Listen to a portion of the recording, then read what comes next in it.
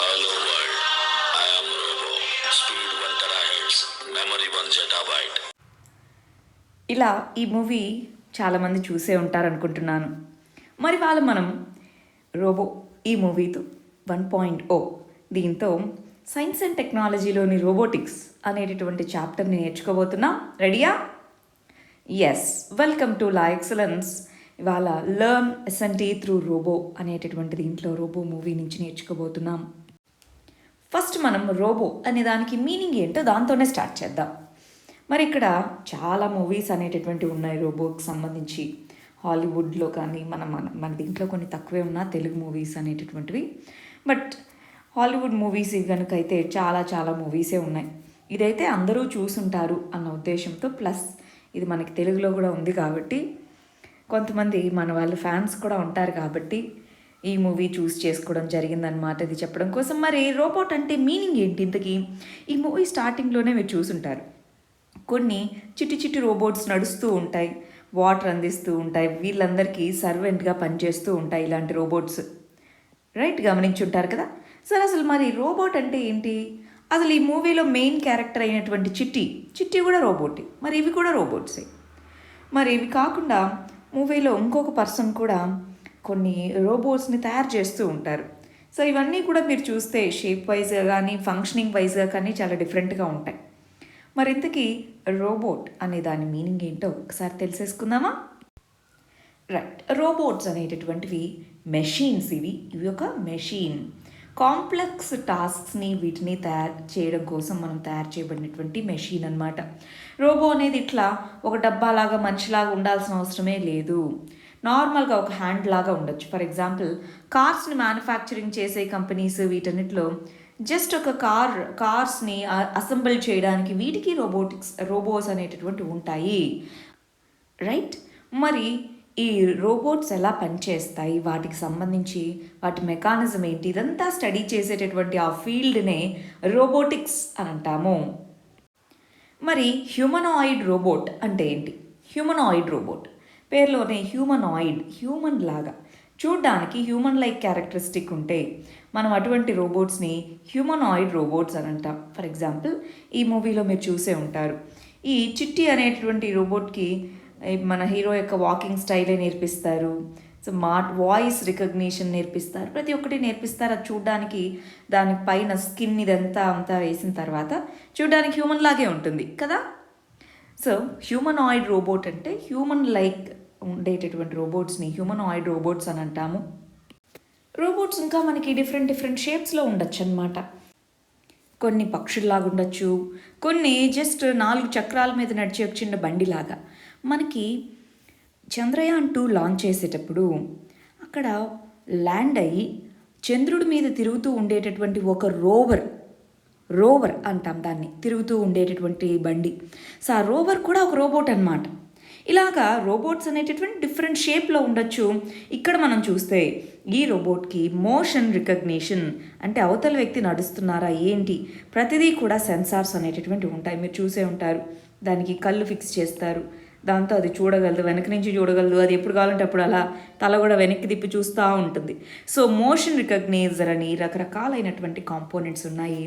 ఇక్కడ మనం చూసినటువంటి మూవీలో ఆ పర్టికులర్ రోబోట్కున్న స్పెషల్ క్వాలిటీ ఏంటి? అది intelligent robot, artificially intelligent robot.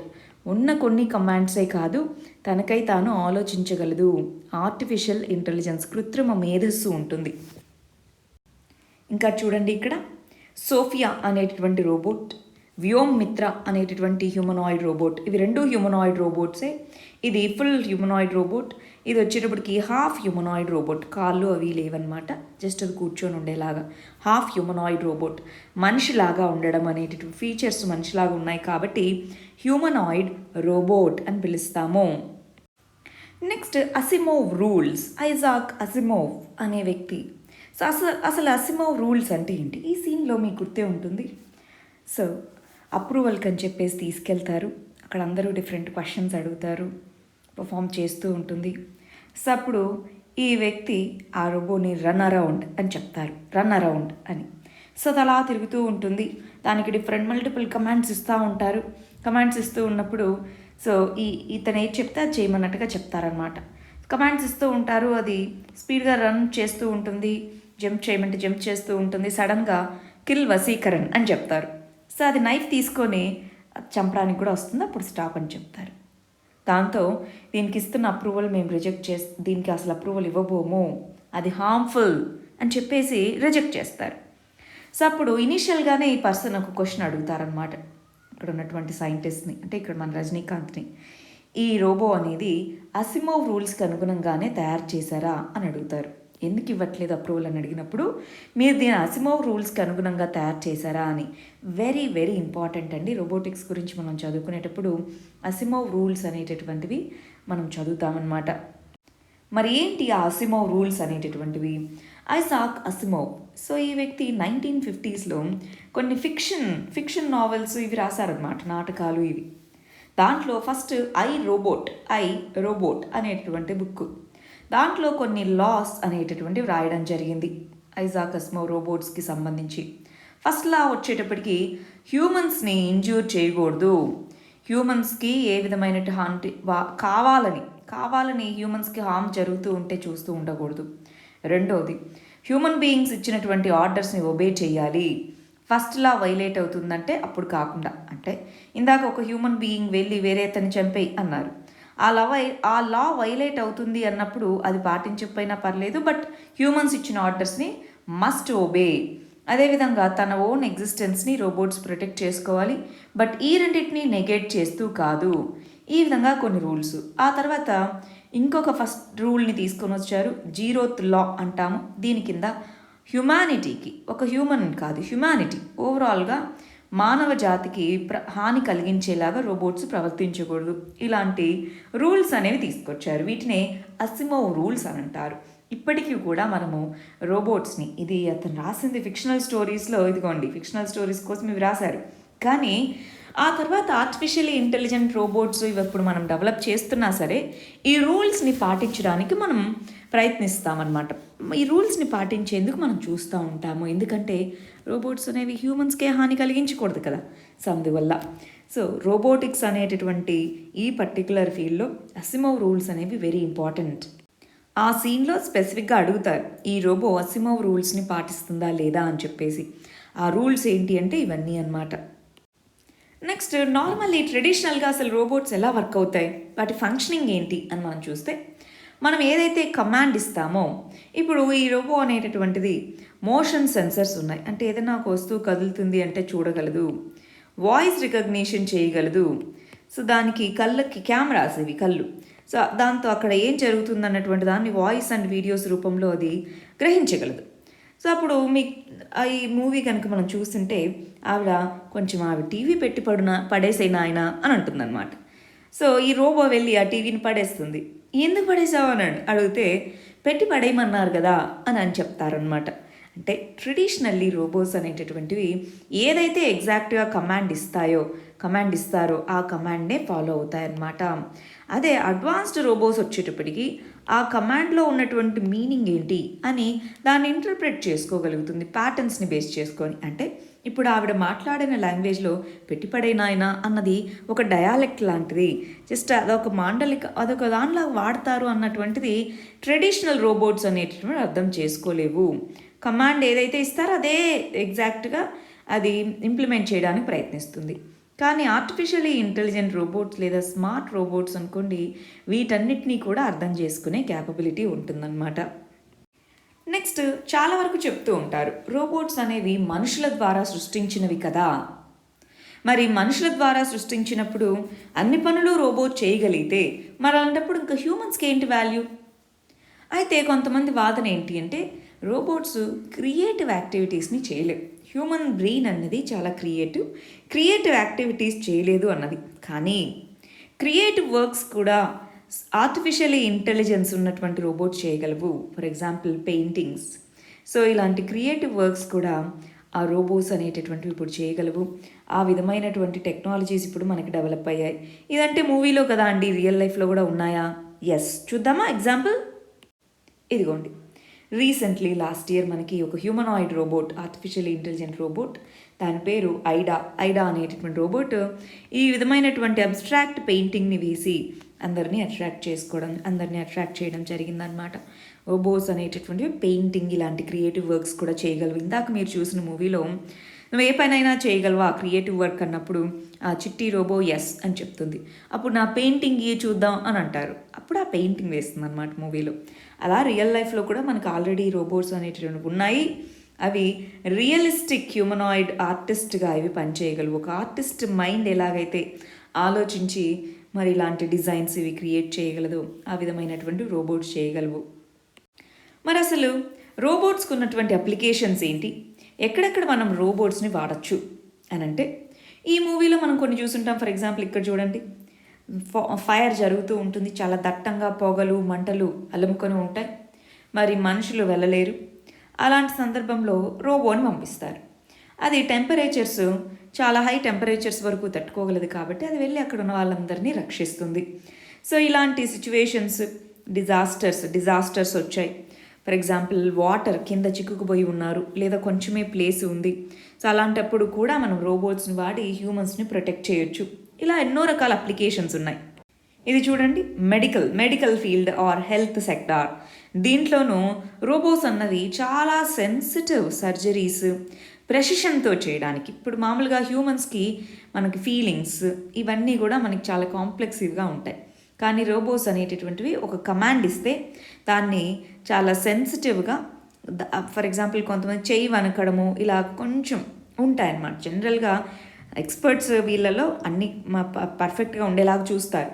But హ్యూమన్స్కి ఆ సెన్సిటివిటీస్ అనేటటువంటివి ఉంటాయి. అదే రోబోట్స్ని వాడితే చాలా సెన్సిటివ్ ఆపరేషన్స్ని కూడా చేయొచ్చు. మనకి రీసెంట్గా అపోలోలో కూడా రోబోటిక్ సర్జరీ అనేటటువంటిది స్టార్ట్ చేశారు.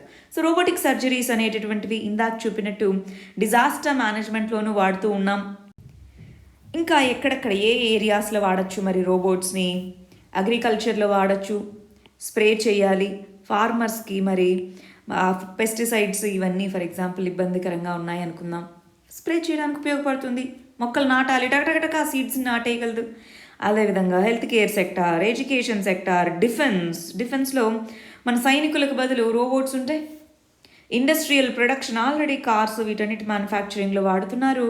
మిగిలిన అదర్ ఏరియాస్ ఇందాక చెప్పాం కదా, డిజాస్టర్ మేనేజ్మెంట్, ఇలా రకరకాల ఏరియాస్లో రోబోట్స్ని మనం వాడగలుగుతున్నాము. ఎస్పెషల్లీ న్యూ టెక్నాలజీస్ వచ్చిన తర్వాత ఆర్టిఫిషియల్ ఇంటెలిజెన్స్ ఇవి కనుక ఇంకా ఎవాల్వ్ అవుతూ వస్తే, ఇప్పుడు మనకి 5G నెట్వర్క్స్ అని ఇవన్నీ చాలా ఎవాల్వ్ అవుతూ వస్తున్నాయి. వీటితో పాటు రోబోటిక్స్ని మనం కలుపుకోగలిగితే ఫ్యూచర్లో చాలా అప్లికేషన్స్లో మనం రోబోటిక్స్ని వాడచ్చు. మరి రోబోట్స్ అనేటటువంటివి ఎమోషనల్లీ ఇంటెలిజెంట్ ఉండొచ్చా? ఈ మూవీలో ఈ సీన్ గుర్తుందా మీకు? రోబోట్స్ అనేవి ఎమోషనల్లీ ఇంటెలిజెంట్గా ఉండొచ్చా? ప్రస్తుతానికి ఉన్నటువంటి వాటిలో కాంప్లెక్స్ ఎమోషన్స్ని ఫీల్ అయ్యేటటువంటి ఇంకా ఆ విధమైన టెక్నాలజీస్ రాలేదన్నమాట ప్రస్తుతానికి, వాళ్ళు మనం డిస్కస్ చేసుకుంటున్న టైంకి. బట్ ఫ్యూచర్లో రోబోట్స్ కూడా మనలాగే ఎమోషనల్లీ ఇంటెలిజెన్స్ అవ్వచ్చు అని మనం చెప్తున్నాం. ఎందుకని అవ్వచ్చు అంటే నెక్స్ట్ జనరేషన్ రోబోటిక్స్ అన్నీ కూడా ఇప్పుడు ఆల్రెడీ ఉన్న రోబోటిక్స్లో కూడా ఆర్టిఫిషియల్ ఇంటెలిజెన్స్ని లార్జ్ స్కేల్లో వాడుతూ ఉన్నాము. ఆర్టిఫిషియల్ ఇంటెలిజెన్స్ దీనికి మెషిన్ లెర్నింగ్, మెషిన్ నేర్చుకోగలదు ప్యాటర్న్స్ని బట్టి. డీప్ లెర్నింగ్, వాటిలో మల్టిపుల్ కాంపోనెంట్స్ని ఇంటర్కనెక్ట్ చేసుకోగలదు. అది న్యూరల్ నెట్వర్క్స్ అనేటటువంటి దీన్ని వాడుతుంది. మీరు ఈ మూవీలో చూసే ఉంటారు. దాంట్లో ఇనీషియల్గా మనకి విలన్ లాగా చూపించినటువంటి వ్యక్తి ఎవరైతే సైంటిస్ట్ ఉంటారో అతను అడుగుతాడు, ఆ రోబోని అడుగుతారనమాట, నీ యొక్క న్యూరల్ స్కీమా ఏంటి అని చెప్పేసి అడుగుతారు. న్యూరల్ స్కీమా అంటే అసలు ఈ న్యూరల్ నెట్వర్క్స్ అనేటటువంటివి ఏ విధంగా కోడింగ్ చేయబడింది, ఇవన్నీ కూడా సాఫ్ట్వేర్సే అండి. సో ఈ విధంగా న్యూరల్ నెట్వర్క్స్, డీప్ లెర్నింగ్, వీటిని ఆర్టిఫిషియల్ న్యూరల్ నెట్వర్క్స్ అని అంటాం. మన బ్రెయిన్లో న్యూరల్ నెట్వర్క్స్ ఎలా ఉంటాయో అలాగా ఆర్టిఫిషియల్గా మనం బిల్డ్ చేయొచ్చు. ఇది ఎవాల్వ్ అయ్యే కొద్దీ, టెక్నాలజికల్గా ఎవాల్వ్ అయ్యే కొద్దీ మరి రోబోట్స్ కూడా ఎమోషనల్లీ ఇంటెలిజెంట్ అవుతాయి. మరి ఎమోషనల్లీ ఇంటెలిజెంట్ అయినప్పుడు మనుషుల యొక్క పని ఉంటుంది, మనుషుల్ని రీప్లేస్ చేస్తాయా? చూద్దాం అవన్నీ. ఇక్కడ చూడండి, మరి డిఫెన్స్లోనూ రోబోట్స్ని అప్లికేషన్స్ ఉంటాయా? ఎస్, మనకి ఇక్కడ చూసే ఉంటారు. కొంతమంది విలన్స్ లాగా చూపించే ఇలాంటి వీళ్ళు మనీ ఇచ్చేసి, ఇదిగో మీరు రోబోట్స్ తయారు చేస్తున్నారు కదా, మాకు కావాలి. విదేశాలకు సంబంధించిన వీళ్ళు ఇదిగో మాకు కావాలి, డిఫెన్స్కి సంబంధించి డెడ్లియెస్ట్గా ఉండాలి ఇవి, రోబోట్స్ అనేటటువంటివి అని చెప్తా ఉంటారు. డిఫెన్స్లో ఇంపార్టెంట్. సో వేరే దేశాలను ఎదుర్కోవడానికి ఈ డెడ్లియెస్ట్ వెపన్స్ లాగా రోబోట్స్ని తయారు చేస్తూ ఉంటారు. కానీ ఈ రోబోట్స్కి ఉండాల్సినటువంటి క్వాలిటీ ఏంటి? అవి క్రియేట్ చేసిన వాళ్ళనే, లేదా ఎవరైతే ఆ రోబోట్స్ని వాడుకోవడానికి అని కొనుక్కున్నారో వాళ్ళనే చంపేయకూడదు. ఇందాకే కదా అసిమోవ్ రూల్స్ అని చదువుకున్నాం. వాటి ప్రకారం వాళ్ళకే హాని కలిగించేలా ఉండకూడదు. కానీ డెడ్లీగా తయారు చేసుకొని దానికి ఒక డేంజర్ అనేటటువంటిది ఉంది. అదేంటో చూద్దామా? అదే సైబర్ థ్రెట్ అన్నమాట. అంటే ఇవంతా కూడా సాఫ్ట్వేర్తోనే పనిచేస్తుంది. ఒకవేళ ఆ రోబోట్లో ఆర్టిఫిషియల్ ఇంటెలిజెంట్ రోబోట్ దాంట్లో కనుక ఇక్కడ మీరు చూసుంటారు ఈ సీన్ అనేటటువంటిది చిట్టి రోబోట్ని డిస్పోజ్ చేసిన తర్వాత దానికి రెడ్ చిప్ని దాన్ని మళ్ళీ నీట్గా చేసేసి ఒక రెడ్ చిప్ని ఇన్సర్ట్ చేస్తారు దానికి. దాంతో అది మెలీషియస్ సాఫ్ట్వేర్ అన్నమాట, మాల్వేర్ అని అంటాం. అదొక సైబర్ థ్రెట్, అవునా కాదా? అంటే ఇప్పుడు ఈ రోబోట్స్ని హ్యాక్ చేస్తే, ఫర్ ఎగ్జాంపుల్ యుద్ధం చేస్తూ ఉన్నాయి ఇవి. యుద్ధం చేస్తూ ఉన్నప్పుడు ఎదుటి కంట్రీ అసలు ఏమీ పార్టిసిపేట్ చేయకుండా జస్ట్ సాఫ్ట్వేర్ని హ్యాక్ చేసేస్తే, ఈ రోబోట్స్లో ఉన్నటువంటి సాఫ్ట్వేర్ని హ్యాక్ చేసి ఈ వాళ్ళ దేశం మీదకి రాకుండా ఎవరి దేశంలో అయితే దాన్ని తయారు చేశారో వాళ్ళకి రివర్స్లో వాళ్ళతోనే ఫైట్ చేసేలాగా చేస్తే, సైబర్ థ్రెట్స్ అనేటటువంటి ఉన్నాయి లేవా? ఈ మూవీలో ఫైనల్ పార్ట్ మొత్తం కూడా సైబర్ థ్రెట్ గురించే చెప్పడం. ఒక పర్టికులర్ రోబోని ఎంత డెడ్లీగా తయారు చేయొచ్చు. మరి ఫర్ ఎగ్జాంపుల్ ఒక టెర్రరిస్ట్లకి ఇలాంటి డిఫెన్స్ ఫోర్సెస్లో ఉన్నటువంటి రోబోటిక్స్ యొక్క న్యూరల్ స్కీమా అర్థమైంది. వాటిని కరప్ట్ చేయడం మొదలుపెట్టారు అనుకుందాం. సో అలాంటప్పుడు చాలా డెడ్లీనేనా అది? సో సైబర్ థ్రెట్స్ అనేటటువంటి రోబోటిక్స్కి ఉండొచ్చా? సో ఇది ఒక లీగల్ ఛాలెంజ్, అవునా కాదా? ప్లస్ మనకి ఇందాక మనం స్టార్టింగ్లో ఒక చోటు చూపించినప్పుడు ఆ రోబో అనేటటువంటిది ఒక ఆమెని కాపాడబోయి తను స్నానం చేస్తూ ఉంటుంది, మంటలు వచ్చి ఉంటాయి. ఒక ఆమెను కాపాడబోయి తను అలాగే తీసుకొని వస్తుందన్నమాట. ఆమె ఎంత చెప్తున్నా వినకుండా తన ప్రాణాలు కాపాడాలి అని. సో అంటే రోబోట్స్ అనేటటువంటి సెన్సిటివ్గా ఉండగలుగుతాయా? ఇలాంటి సైబర్ థ్రెట్స్ని తట్టుకొని నిలబడగలుగుతాయా? మరి రోబోట్స్ సెల్ఫ్ సస్టైన్ అవ్వగలవా? అంటే ఒక ఇంపార్టెంట్ ఏరియా ఉందండి, ఎంప్లాయ్మెంట్ అని చెప్తూ ఉంటాం. ఎస్పెషలీ అంటే అన్ని పనులు రోబోట్ చేయగలిగేటటువంటి పరిస్థితికి వచ్చినప్పుడు, అంటే వెహికల్స్ని అవే నడపగలవు, అగ్రికల్చర్లోనూ అవే ఉండగలవు, అన్నిట్లోనూ అవే ఉండగలిగితే మరి మిగిలిన వాళ్ళ యొక్క ఎంప్లాయ్మెంట్ పరిస్థితి ఏంటి? అలాంటప్పుడు ఏం చెప్తూ ఉంటామంటే, అలా కాదు, రోబోట్స్ని తయారు చేయాలి కదా, వాటికి సాఫ్ట్వేర్స్ని తయారు చేయాలి కదా. మరి ఒకవేళ రోబోట్సే అవి కూడా చేసేసుకుంటే, ఇప్పుడు మీరు చూసే ఉన్నట్టు ఫర్ ఎగ్జాంపుల్ ఈ మూవీలో చూపించినట్టు ఈ రోబో అనేటటువంటిది ఈ రోబోని తయారు చేసుకుంది, అలాగ ఒక ఆర్మీ ఆఫ్ రోబోట్స్ని తయారు చేసుకుంది అదే. సో అప్పుడు ఎంప్లాయ్మెంట్ కన్సర్న్స్ ఏమవుతాయి? సేఫ్టీ కన్సర్న్స్ ఏమవుతాయి? ఇక్కడ ఇంకొక చిన్న విషయం అండి, ఎప్పుడు కూడా ఈ మూవీ రియల్ అని నేను చెప్పట్లేదు. ఈ మూవీలో టెక్నికల్ ఇష్యూ అంటే టెక్నాలజికల్గా ఇవి కొన్ని నమ్మదగినవి లేదు ఇలాంటివి కాదు మన ఆర్గ్యుమెంట్. మీరందరూ చూశారు కాబట్టి దీని నుంచి మనం కాన్సెప్ట్ నేర్చుకోవడానికి ఈజీ ఉంటుంది. కాబట్టి మీరు నేను మూవీని ప్రమోట్ చేస్తున్నాను అనుకోవద్దండి, మీకు మూవీతో అర్థమవుతుందని చెప్తున్నాను, రైట్? మూవీలో ఉన్న వాల్యూస్ అన్నిటికీ మనం సపోర్ట్ చేయట్లేదు. దాంట్లో మనం చూసాం కాబట్టి టెక్నికల్గా పిక్టోరియల్ మెమరీ అనేటటువంటిది విజువల్ మెమరీ లాంగ్ టర్మ్ ఉంటుంది కాబట్టి అందుకని దీన్ని హెల్ప్గా వాడుకొని ఒక టూల్ మాత్రమే మూవీ అనేది. మూవీ గురించి మనం చెప్పట్లేదు, మూవీని ఒక టూల్గా ఉపయోగించుకొని కాన్సెప్ట్ చెప్తున్నా. సరే, మరి రోబోట్స్ అనేటటువంటివి సెల్ఫ్ సస్టైన్ అవ్వగలుగుతాయా? ఎస్, అవ్వగలవు. Especially artificial intelligent robots self sustain అవ్వగలుగుతాయి. మరి అలాంటప్పుడు ఎంప్లాయ్మెంట్ ఛాలెంజెస్ ఎలాగా? మరి హ్యూమన్స్కి థ్రెట్గా మారతాయా? అసిమోవ్ రూల్స్ ప్రకారం హ్యూమన్స్కి థ్రెట్గా మారకూడదు. రోబోటిక్స్లో అది రూల్స్ అన్నమాట. ఇందాక మనం 3 రూల్స్ 0th లా అనుకున్నామా? సో ఆ రూల్స్ ప్రకారం మారకూడదు. కానీ ఒకవేళ థ్రెట్గా మారితే ఏంటి? ఇందాకే చెప్పాం, సైబర్ అటాక్ అన్నాము. సో సైబర్ థ్రెట్స్ లేదు, ఒక టెర్రర్ గ్రూప్ అనేటటువంటిది క్రియేట్ చేసింది, ఇలాంటి ఆర్మీ ఆఫ్ రోబోట్స్ని తయారు చేసింది అనుకుందాం. అప్పుడు ఏం చేయాలి? సో హ్యూమన్స్కి థ్రెట్గా మారగలదా? ఇది థ్రెట్ అండి, సారీ స్పెల్లింగ్ మిస్టేక్. సో థ్రెట్గా మారగలదా? ఎస్, మారే అవకాశం అనేటటువంటిది ఉంది. మనం దాన్ని కంప్లీట్గా లేదు అని చెప్పలేము కదా. ఈ సీన్ గుర్తుందా? ఈ సీన్ని తర్వాత కూడా చాలా మూవీస్లో చేశారనమాట, రైట్? ఆ తర్వాత థ్రెట్ని తీసేయడం కోసం డీవార్మింగ్ అంట. సో వార్మ్ అనేటటువంటిది మెలీషియస్ సాఫ్ట్వేర్ అనమాట. ఆ సాఫ్ట్వేర్ని తీసేయడం ద్వారా మరి ఇది పోతుంది. సరే, ఇప్పుడు ఇంత డిస్ట్రక్షన్ జరిగింది ఈ రోబోట్ వల్ల. మరి దానికి రెస్పాన్సిబిలిటీ ఎవరు? ఎవరిని అరెస్ట్ చేయాలి? ఆ రోబో ఓనర్ని అరెస్ట్ చేయాలా? లేకపోతే ఆ సాఫ్ట్వేర్ తయారు చేసిన వ్యక్తిని అరెస్ట్ చేయాలా? మరి దానికి కంపెన్సేషన్ ఎవరు కడతారు? అంటే ఇవన్నీ లీగల్ ఛాలెంజెస్ కాదా? అంతేనా అండి? ఇప్పుడు ఇంత నష్టం జరిగింది, ఎవరు రెస్పాన్సిబుల్? ఇప్పుడు ఒక వ్యక్తి ఏదైనా నష్టం కలగజేస్తే అతనికి శిక్ష వేస్తారు, జైల్లో పెడతారు, లేదంటే పనిష్మెంట్గా కొంత ఫైన్ విధిస్తారు. మరి రోబోట్స్ చేస్తే ఎవరి మీద ఫైన్ వేయాలి? మరి ఈ మూవీలో మీరు చూసుంటారు, లాస్ట్ సీన్లో ఇంత డిస్ట్రక్షన్ని కాజ్ చేసినందుకు గాను మరి వసీకరణ్ ఎవరైతే ఉంటారో, డాక్టర్ వసీకరణ్, అతనికి శిక్ష వేయడానికి మరి కోర్టు రెడీ అవుతుంది. అప్పుడు రోబో వచ్చి అతని వల్ల కాదు, నా వల్లే అని చెప్తుంది. బట్ అది ఒకవేళ రియల్ లైఫ్లో అయి ఉంటే ఎవరైతే తయారు చేస్తారో సైంటిస్ట్కి ఆ పనిష్మెంట్ అనేది ఉండేదన్నమాట. ఎనీవే, ప్రస్తుతానికి చట్టాల్లో ఎక్కడా క్లారిటీగా ఎవరు రెస్పాన్సిబుల్ అనేటటువంటిది లేదు. Finally humans win, always win. So మనకి ఉన్నటువంటి తెలివితేటల కొద్దీ ఎంతో కొంత రోబోట్స్ నుంచి మనల్ని మనం కాపాడుకోగలం అన్నటువంటిది ప్రస్తుతానికి మనకు ఉన్నటువంటి నమ్మకం. ఎందుకంటే క్రియేట్ చేసింది మనం కాబట్టి. కానీ ఆ మధ్యలో వచ్చే డ్యామేజెస్కి ఎవరు రెస్పాన్సిబుల్ ఒకవేళ ఇలాంటిది జరిగితే? అంటే మనకి రోబోటిక్స్ అనేటటువంటి వాటి వల్ల ఎన్నో మనకి అడ్వాంటేజెస్ ఉన్నాయి.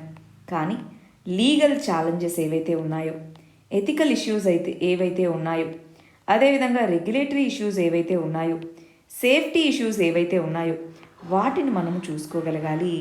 అప్పుడే రోబోట్స్ని బెటర్ టెక్నాలజికల్ టూల్గా మనం వాడుకోగలము. ఎంప్లాయ్మెంట్ కన్సర్న్స్ ఉన్నాయి, వాటిని అడ్రస్ చేయాలి. ఈ విధంగా better legal, ethical, regulatory, safety ఫ్రేమ్వర్క్ని తయారు చేసుకోగలిగినప్పుడు మనము మరి ఈ రోబోట్స్ని మనకి ఉపయోగపడే విధంగా మనం యూజ్ చేసుకోగలము. సో పాజిటివ్ హోప్తో ఎస్ వీ క్యాన్ అనుకుందాము. ఇవన్నీ కూడా ఫ్రేమ్వర్క్స్ అన్నీ మనం సెటప్ చేసుకోవాలి అనుకుందాం. ఇది మరి science and technology through robotics అనే టాపిక్ మనకు క్లారిటీ వచ్చింది అనుకుంటున్నాను. అసలు రోబోట్స్ అంటే ఏంటి, అవి ఎలా పనిచేస్తాయి, వాటికి సంబంధించి ఆర్టిఫిషియల్ ఇంటెలిజెన్స్ ఎలా ఉంటుంది, వాటి యొక్క పనులు ఏంటి, అంటే దాని యొక్క అప్లికేషన్ ఏరియాస్ ఏంటి, మరి వాటి వల్ల థ్రెట్స్ ఏమైనా ఉండొచ్చా, సైబర్ థ్రెట్స్ అనేటువంటిది అసలు నిజంగా ఒక పెద్ద విషయమైనా, మరి రోబోటిక్స్కి సంబంధించి మరి దాన్ని ఎలా డీల్ చేయాలి, ఇవన్నీ ఇవాళ మనం నేర్చుకుందాం. దీనికి సంబంధించి మీ ఫీడ్బ్యాక్ కానీ ఏదైనా ఉంటే కమెంట్ సెక్షన్లో చెప్పండి. All the very best. Thank you very much.